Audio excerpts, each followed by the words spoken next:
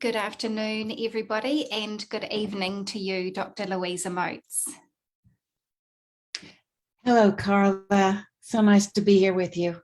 Thank you so much for joining us on what I know is your Sunday evening and our Monday afternoon here in New Zealand, where we are actually celebrating a public holiday. So I'm envisaging that we're going to have lots of your avid followers joining us for this chit chat as we talk about dyslexia, spelling, and the importance of teachers knowing key foundation knowledge. But it is an absolute privilege to have you joining us this afternoon. I'd like to begin our chit chat by sharing your bio.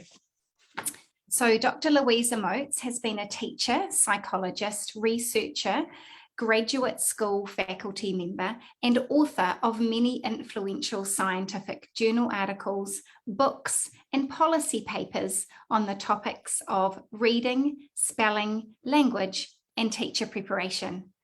Her text, Speech to Print, is in its 3rd edition, and her professional development program, Letters, is used nationally and internationally to help teachers learn about the science of effective literacy instruction.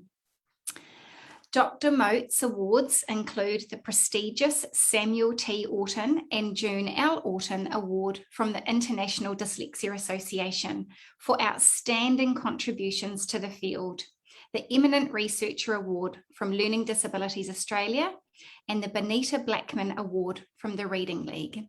As I said earlier, it's a real privilege to have you joining us today as we wind up some of our celebrations and knowledge building and knowledge sharing ventures for Dyslexia Awareness Month. Well, thank you for having me, Carla. So let's kick off our chat this afternoon by beginning with a little bit of talk on dyslexia. Would you mind, I said to you earlier, I've got this great book of yours sitting here beside me. It's one of my favorites, Basic Facts About Dyslexia, and we might touch on that a little bit later. Would you mind sharing with everybody, in your perspective, what is dyslexia? Well, okay, that's a great place to start because it's not as easy to answer that as one would think. Because dyslexia, well, let me see, the simplest definition is that it is an unusual or unexpected difficulty learning to read the words and spell them, especially with alphabetic writing systems, because I'm not sure what we would call a reading problem with a non-alphabetic script. But let's just talk about reading an alphabet. And the core problem is a breakdown in the brain's ability to make connections between our speech sound processing system and our memory for written words. And these are very specialized processing systems in the brain that have to be taught and activated and connected with one another in order for word reading and spelling to take place. So some people say that dyslexia is a severe problem with word recognition and spelling at the simplest level. Other definitions include the phrase that these problems are most often, but not always, associated with unusual difficulties with phonological processing. And that's the fancy term for being able to mentally take words apart into their component speech sounds, identify those sounds, and think about those sounds, reflect on what the sounds are. In other words, to treat spoken language as if it was an object. Because in order to read and spell, you have to be able to think about words as linguistic objects and manipulate them, take them apart, put them back together again, exchange them, modify them, and so on. And if you are a user of a language who's never been asked to read and write, typically you don't have that ability. Reading and writing an alphabetic writing system make this unique demand on our brains. And some kids just aren't wired up to be able to forge these connections in the brain. It's very difficult for them to build the pathways that have to be built. And so now we're getting into a little bit of basic physiology, but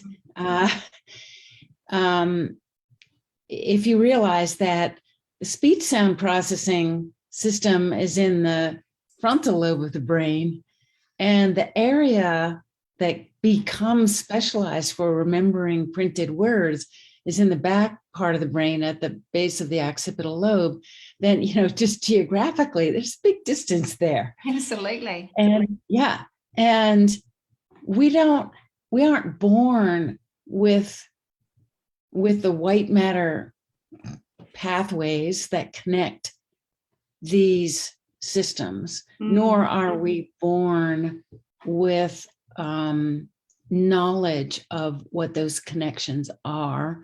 So through learning and teaching, we hope, we teach our brains to be reading brains. That's the simplest way I can express it. So if I'm talking to a dyslexic person, trying to explain what's going on with them, I just say that, with a lot of things in life, your brain, when your brain learns, it has to form a lot of new connections. And with a dyslexic brain, it's harder to do that. It's harder to get these processing systems to each do the jobs they're supposed to do. And it's harder to get them to get them to communicate with one another. So what you've said there is that you've talked about the phonological processing. I really liked it when you said, let's treat spoken language as if it were an object. I think that makes it really tangible for us to understand that our purpose is to identify, manipulate, move those potential objects or those sounds. We know. And then you went on to say, fundamentally, that we're not born to read. Reading, we know, is a recent human invention. And so none of us are born to read. And you talked about those parts of the brain. We know the importance of building a reading network. And what you're saying is that fundamentally, it's our job as teachers, or our job as educators, to help all children, but to more so really systematically and specifically help teach in a way that really helps our dyslexic children as well. I love the way you've explained that front part and the back part, and the fact that you can't, there's not enough white matter there for it just to automatically connect. So we know then that some of our children or some of our students' brains aren't wired the same. Is dyslexia then, are we born with dyslexia, or is dyslexia developmental? Well, it's a combination, as with most developmental disorders, if you want to use that term, developmental differences in learning. I think research is pretty clear about this, that there's an intricate interplay between one's wiring, as it were, and one's environment. And that environment includes a whole lot of different things. It includes how much the right kinds of things were done really early in the child's life in order to mitigate the effects of the poorer wiring. It includes what kinds of teaching the student encountered from the get-go. It includes the student's uh, uh, emotional and psychological context. In other words, whether they're continually supported and encouraged, or whether their anxieties are increased because they feel very vulnerable and ashamed and threatened, being unable to do what looks to be easy for other people. Kids, we know, start reacting to their differences and their own experiences very early in the process of encountering schooling or encountering the expectation that they learn these ABCs and the sounds. And when this doesn't compute, a lot of kids can face real severe emotional barriers. So that all gets into the mix. We know that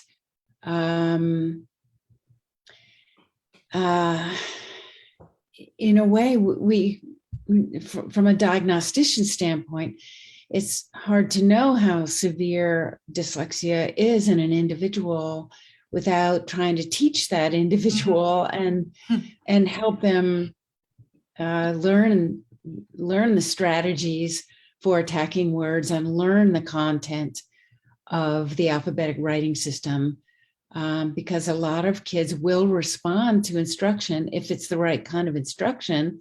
And then that's very reassuring when they understand that they will get through this. So, that's where most of my work has been focused, especially for the last 20 years, is on teacher education. Yeah, so clearly early identification. I guess there's two parts to that. One, let's ensure that the teaching system and all teaching implemented is evidence-based and helps to build that reading network. And then let's ensure teachers are equipped to identify, because you talked a lot there, Louisa, about the emotional impact for these children if this isn't detected early. And I guess there's also an emotional impact for our teachers too, because you don't know what you don't know, and it's very difficult to help these children when you don't know. So how can we minimize the impact of reading failure? Yeah. Well, the first thing we have to do is improve the preparation and training of all educators, and also, of course, public awareness, so that parents know that there are sources they can go to as soon as they become aware of any warning signs, or and parents need, as with anything else about their children, they need to know what the warning signs are and need to have ready access to good, solid information about what's going on if their kids are beginning to struggle in any way that's out of the ordinary with the precursors of learning to read. So, but let's talk about the educators. I know that we're all still working very hard to change our schools of education, and also the kind of professional development that teachers experience once they are licensed to teach. And there's a lot of catching up to do. Many of the things that teachers have been learning over the last few decades are very misconceived and not in alignment with current research-based understandings, not just of how to teach, but the more basic things about how we learn to read, what is going on when we learn to read, and what this reading brain has to do. And, our classrooms are, and I'm speaking not just about what I think you're facing there in your country, but certainly I face day in and day out here in the States, even though there's a wonderful wave now of desire to change practices and to learn about, quote, the science of reading, this is not happening all that easily. And there's so many pockets of resistance because the mistaken ideas are so entrenched in textbooks, in programs of instruction, in routines and habits of the classroom, that to move a lot of those ingrained ideas and practices aside is a very long-term, unfortunately, a very long-term enterprise. And there are a number of reasons for that. I mean, one is just that habits tend to perpetuate themselves. Another reason is that in spite of poor teaching, about a third of the kids do learn how to read perfectly well, even if they're never taught the right way. And then the most insidious reason is that this is hard to understand. And my paper about this, Teaching Reading is Rocket Science, is where I'm trying to really empathize with professionals who've never been exposed to better information and who are trying their best to do the job that they have to do with these, whether they're stated or not, they're mistaken ideas about what reading involves. So I should probably elaborate that because this is kind of the heart of the matter. Absolutely. So, yeah, this idea that the brain has to learn written language as a representation of spoken language is not easy to grasp.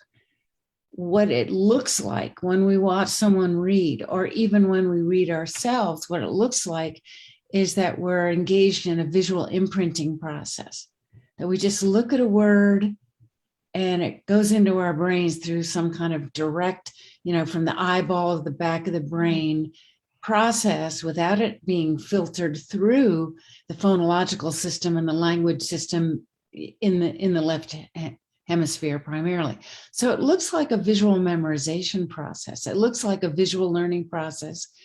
It's not at all clear when you watch a proficient reader that they are processing the written word in terms of the layers of language that the print represents. So when I do lectures and I have slides about this, I show the written language represents this layer cake of what we call morphology, the meaningful parts of words, the syllable structures, because we have written conventions for representing syllables. It represents phoneme, grapheme correspondences.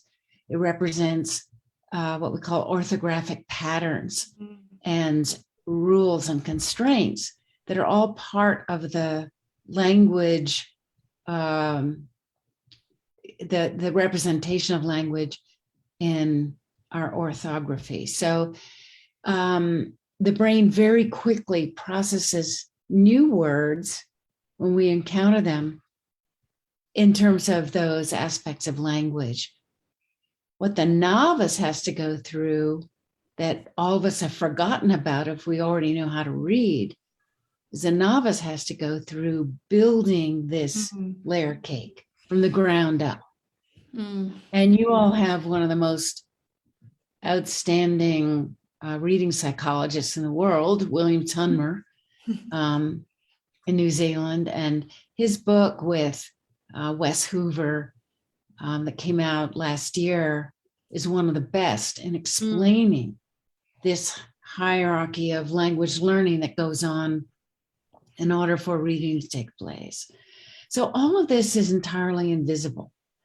So I can't, unless teachers get this in their training before they get into the classroom, before they have to teach kids, or if they've already been in the classroom, they're brought back to learn what modern psychology has been able to show us.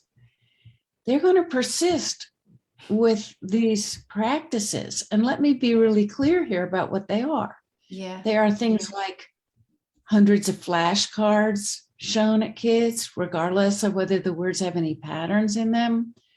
They're telling kids to guess at words from the picture on the page or from what it might mean, and saying to kids, oh, just think about what the word might mean and maybe look at the first letter and now have a go. That's not reading.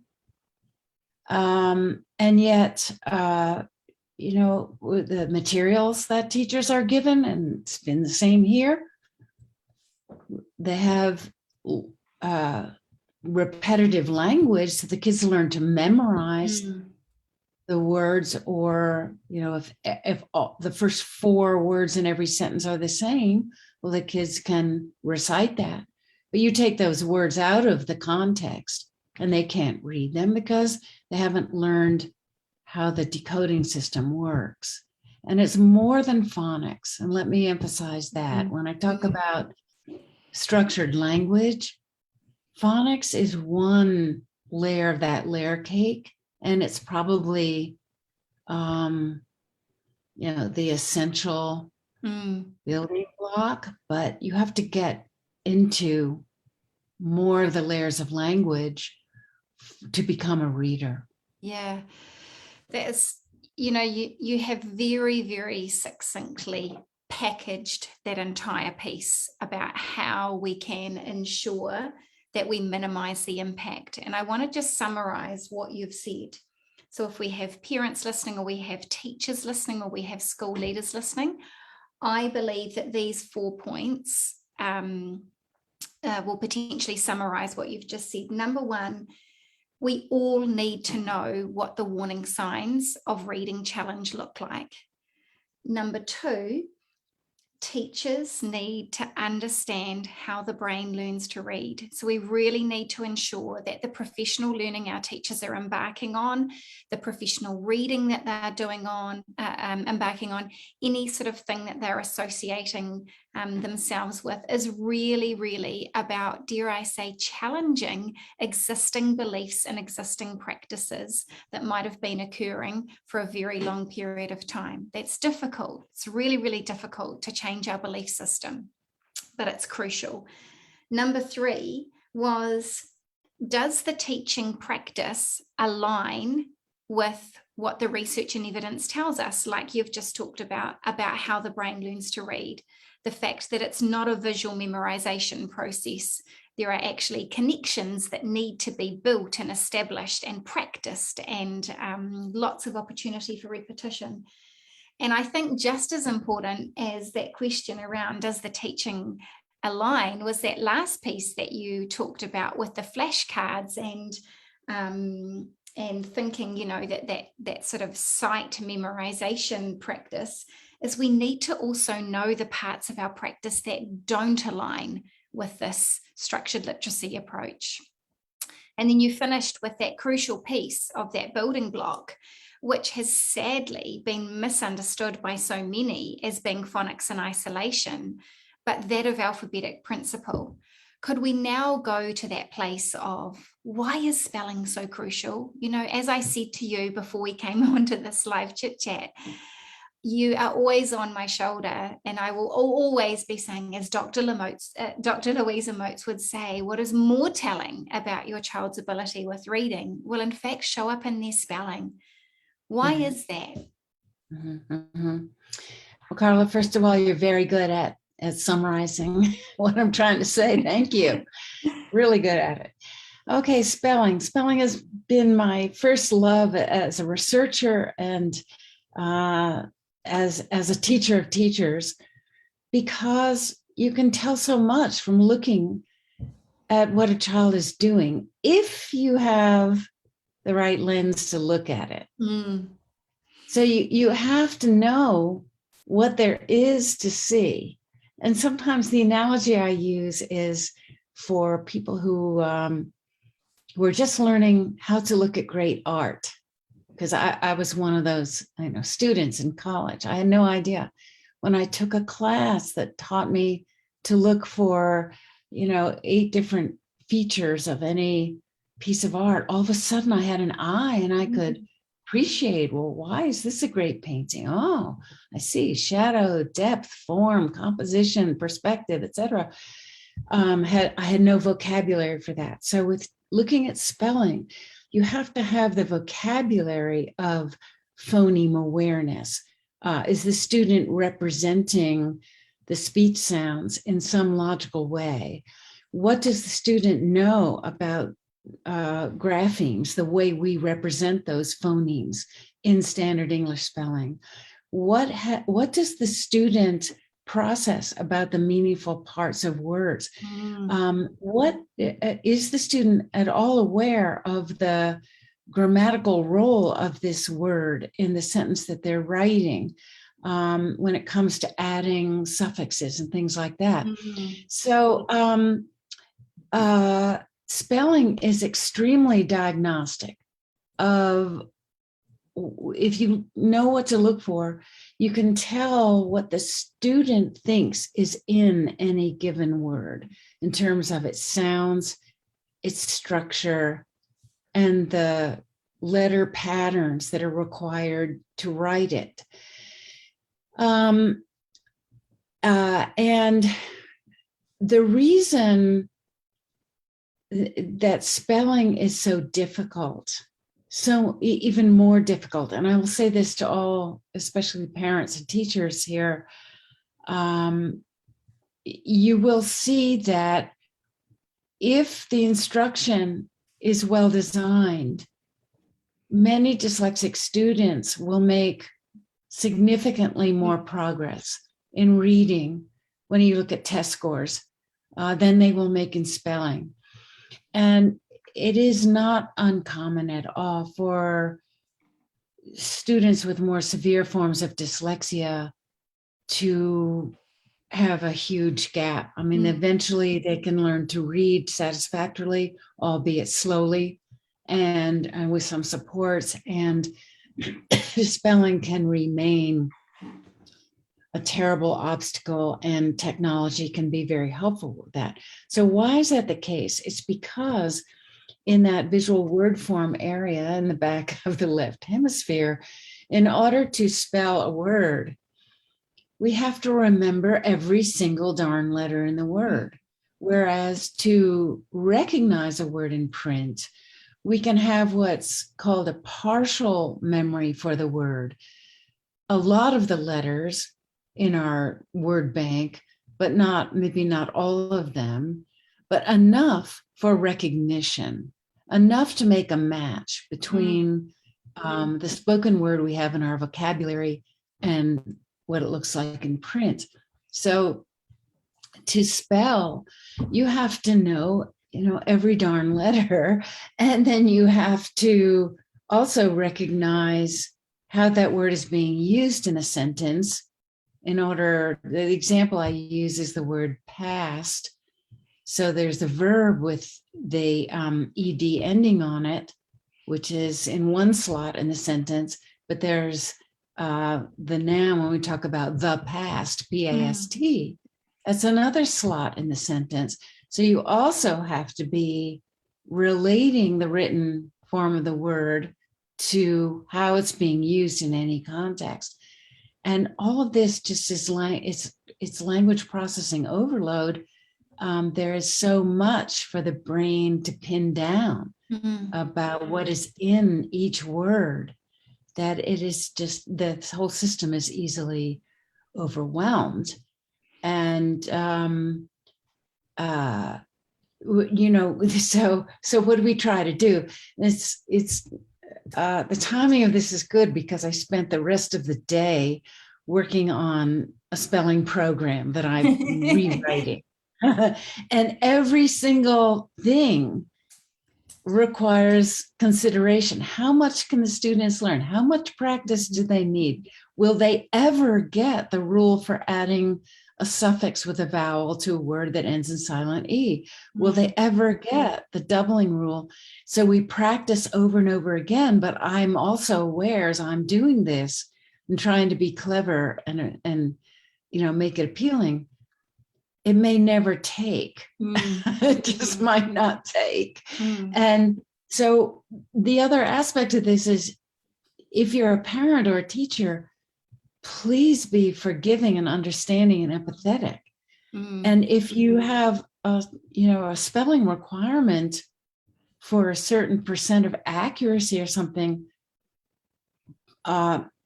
you can really abuse a dyslexic student by holding them to a standard they are simply unable to meet.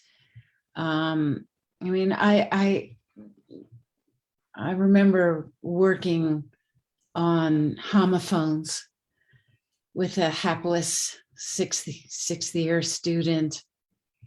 And at the end of it, I just felt like I had been abusing this student.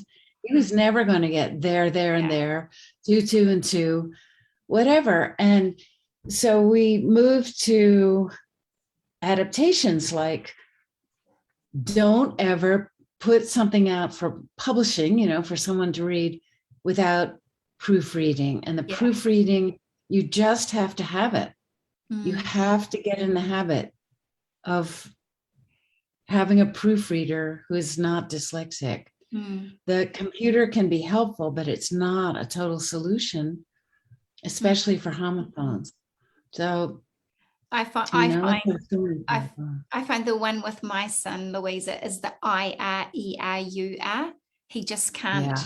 He can't It's get impossible. that. But he actually can't generate the sound. He has apraxia of speech, so he finds it difficult to generate the sound anyway. But you're right. I think you're saying in many respects, don't flog a dead horse, and actually realize that some spelling rules, some spelling patterns, and potentially some syllable types may be a little bit more tricky for some children to learn than others. I want to come back and sort of say, so what you've said there is about the importance of us looking through the lens of the code, or looking through the lens of the alphabetic structure. But then you elaborated on that, because you said it as a profession, it's really important that we have the vocabulary and we can speak to what is going on for our students, what is going on with phoneme awareness, with the representation of speech sounds. I loved it when you said, what does this student know? And as I was writing that down, I thought, this is brilliant. And I look forward to the day that the teacher can reflect and say, this student knows this, and I know that because I know this too. And so it's that real connect and that sort of responsibility. We can't identify what a student knows if we don't have that vocabulary and that knowledge ourselves. Again, that's so important.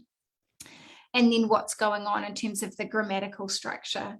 You talked about the, knowing that spelling is diagnostic, again, if you know what to look for. And I've written down again, and building our knowledge of the alphabetic code. So now I'd like to just dip into some really key potentially strategies, for parents who are at home and for teachers who are starting out in this journey. I wondered if we could give them some really key tips for if they are starting out. Like I wrote down, for example, when you're talking, for me, what you were saying illustrates the importance of that reciprocity between decoding and encoding, between reading and writing. What we read, we must write, and what we write, we must read, to help decrease that difference in what you were talking about between the variation of spelling and reading ability. Mm-hmm. Yeah, well, I think there's a general, as far as a tip for everyone, there are ingredients in the lesson menu that ought to be there routinely. So instruction is built on a set of routines, and is built on a lesson framework that's designed to help activate these different aspects of language learning and help them tie the bits together into an integrated, ability to make sense out of words. So what are these elements in a routine lesson? Well, the first would be phoneme awareness, because even though you're teaching print, most students, and we found through our studies on spelling, of course, that phoneme awareness is even more predictive of the ability to spell than it is of the ability to read. So a lesson ought to have a task or two. I'm working on this program for 4th and 5th graders right now. So we start each lesson with tuning up your ears. Listen to the word I say. If it has, and this is a more advanced thing, if it has a short vowel sound in it, change it to a long vowel sound. So if I say, let's see. Now, of course, I can't think. Okay, if I say bid, change the vowel. What kind of vowel is it? It's a short vowel. Change it to a long vowel. Then what do you have? Bide. So to be able to not only identify the vowel and whether it's long or short, but to be able to switch the vowel and then put the word back together again is that kind of exercise for the phonological processor. So you have a little bit of warm up with that. Then you explicitly teach a concept about how print works. And a grapheme is a letter or letter combination that represents a phoneme. So you teach that explicitly. Then you give guided practice with immediate corrective feedback. This is called explicit direct instruction. And then you give more practice. Yeah. And then you have the students read and write words, phrases, and sentences that include the patterns that have been taught. And that's key, because you don't want to be throwing a lot of text at the student that has patterns that haven't been taught. That's what's the matter with the leveled text. Absolutely. The kids are constantly being asked to decode things they haven't been taught. And then inclusion of spelling in the so-called reading lesson is really important. So tying encoding to decoding is an important element. And then again, reading and writing connected text. And then I would add into that many students with dyslexia, well, some students with dyslexia have great oral vocabularies, and they've just picked up what words mean from being read to in conversation. Many others are not so facile at that. So the meanings of the words that are being read and written that should be constantly talked about. Because if you're working with a phonics code, as it were, you're going to be working with pattern-based words that are not necessarily high frequency or that have known meanings. So today I was working with the word cringe. Well, because of the GE representing J, and teaching kids, well, there's no such thing as a J on the end of the word. So you're going to use DGE or GE, and the word cringe is in there. I'm thinking, well, how many of the kids who are doing this know what cringe means? So the teacher has to constantly monitor whether the students are making meaning out of these words and can't assume that the meaning is already in place. So those are the nuts and bolts. So there's a lesson format, and we haven't even talked about reading comprehension yet. I was just thinking when you were saying that about, where that takes my head is absolutely that lesson framework. And then it's about, through that lesson framework, us as educators being aware of the interaction between the different cake layers, as you referred to it.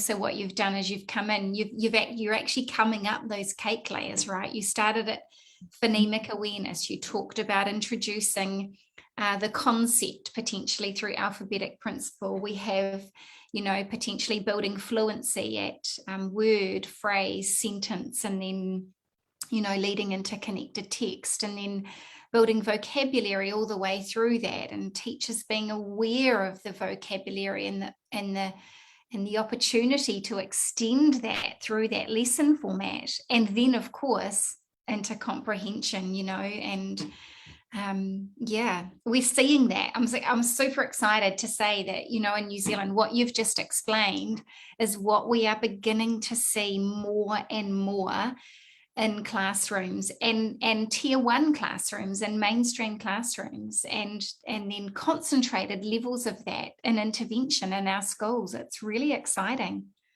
Well, that's very exciting. And how do you deal with the instructional materials and access to instructional materials? I remember when I visited 10 years ago now, and I visited a lovely school.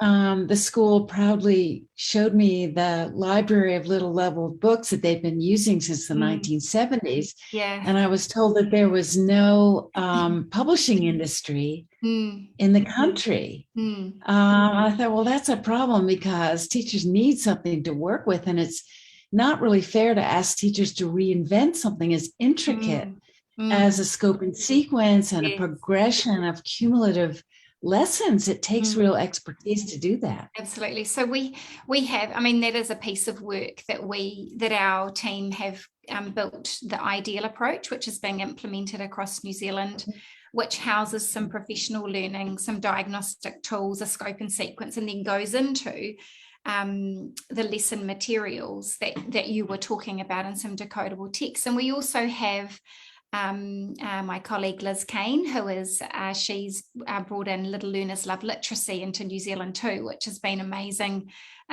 for great access to quality decodable texts. And we bring in some of the UK phonic books into New Zealand.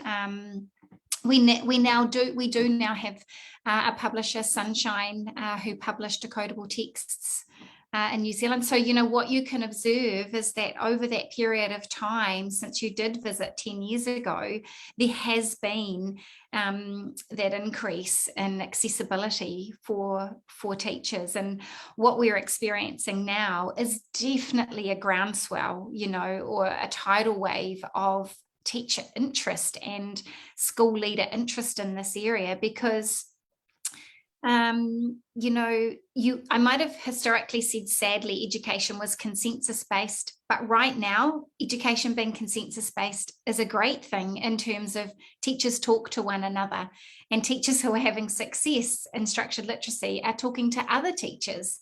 And so that's really opening up those conversations. So in this one instance, I will say that piece of being consensus-based is quite fortunate. That's really good news. Yay. It is great news. So just before we close off, I've got a couple of questions that have come through, and anyone who's listening who does have a question, just pop it into the comment thread and that'll be sent through to me. So this is one that potentially has slightly been covered off, but can dyslexia actually be caused by not teaching using a structured literacy approach? For example, if we are teaching a balanced literacy approach, does that cause dyslexia?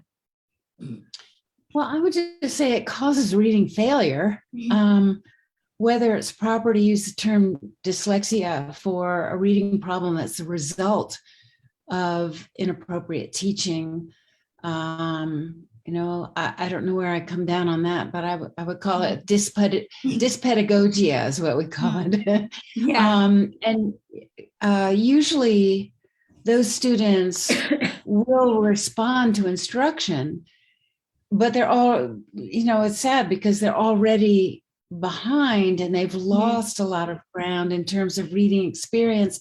And also if they've been taught with a balanced literacy approach, and I'm using that as a kind of umbrella term, global reference for these whole language practices that rely on context and so on without structured phonics that's incremental. They've developed an attentional pattern. that's hard to change. And Mm. once that's ingrained, it's very hard to get the student away from that and back into being analytical about language, because that's a slow and somewhat laborious process in the beginning. It can be done, but it's harder work. It is hard. Much harder work than doing it the right way in the first place. It's like we're changing a behavioral practice in many respects, isn't it? And a whole executive function aspect of reading. Yeah. Okay, so in terms of students who are older, let's say there are parents who have children who are 11, 12, 13, 14, 15 years of age, is when we kind of hit those teenage years, is that too late to rewire the pathways? Okay, I like to say it's never too late to make significant progress. It's harder. It takes more time. I have colleagues who do research with adolescents, and they have a substantial number who require 3 years of intensive instruction to get up to a level of real functional reading. I've seen a lot of students like that. So it is possible. The real question is whether the context in which the student lives is willing to allow them that time and that intensive instructional experience so that they really can rewire the brain and learn how to read. I think it's a very small percentage of students who just can barely learn to read or just are literally word blind. It's a very unusual thing. I have had clients who are literally word blind, and in spite of intensive instruction and goodwill all around, their brains just don't want to do it. So they have to, and then the question comes up, well, can compensatory technology enable them to navigate through life? And some do. A lot gravitate toward things that don't require much reading and writing, and then use compensatory tools to get by and do all right. But it's very challenging. Can be done. But, in the main, I would say it's never too late to make significant gains. And then the other thing we know about older students is that even when they learn how to read, the reading tends to be slow. So that is the hardest thing to change, is to really make inroads into the slow rate. And accommodations are very important for those students. I've just written down, progress is progress. And I know, having parented a profoundly dyslexic child myself, whom didn't receive quality evidence-based instruction and intervention until he was 12 years old. So, he had all of those habits. It's a real battle as a parent to accept that it's okay for the slow rate of progress, because I think what you're presented with is this real strong desire to support your child to be able to make rapid progress. And then on the flip side of that, you also, when they transition into their secondary schooling years, you're challenged with the fact that they're moving into a schooling system where the curriculum shifts and it's all about individual subjects and subject matter material and learning. And so the actual focus on learning to be literate and learning to be numerate shifts profoundly to actually it really being about subject matter material. I think that's a real battle for us as parents to go through.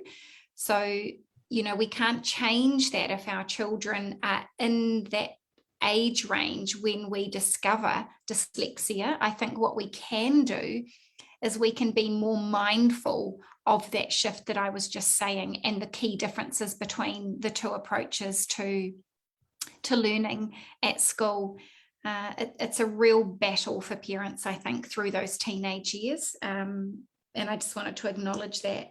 Something else that you talked about, we often talk about this response to intervention, and you touched on it earlier with, when that question was asked around, can children in a way really become dyslexic because of dyspedagogia, as you called it, and I call it dyslexia, but can they become dyslexic?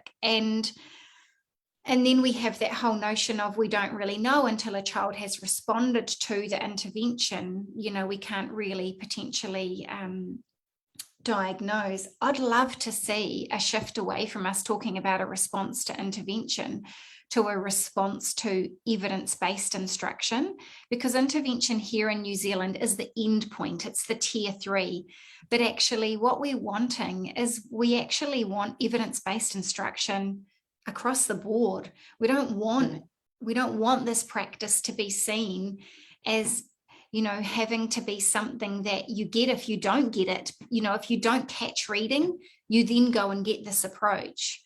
Because what we know to be true is that what you explain to us about how we must build a reading network and how we must build all of those layers of the cake is how every child learns to read, right? Right. That's right. Yeah. So I just wanted to share that from that place for those people who are listening. This is not what Dr. Louisa Moats and I are talking about today, is not isolated, nor an approach that is solely for our dyslexic children. This, in fact, is the way forward for every child across our country to become a reader. It just so happens that way will make the biggest difference for our dyslexic children. Thank you so much for your time and joining us today, Dr. Louisa Moats. It's my pleasure, Carla.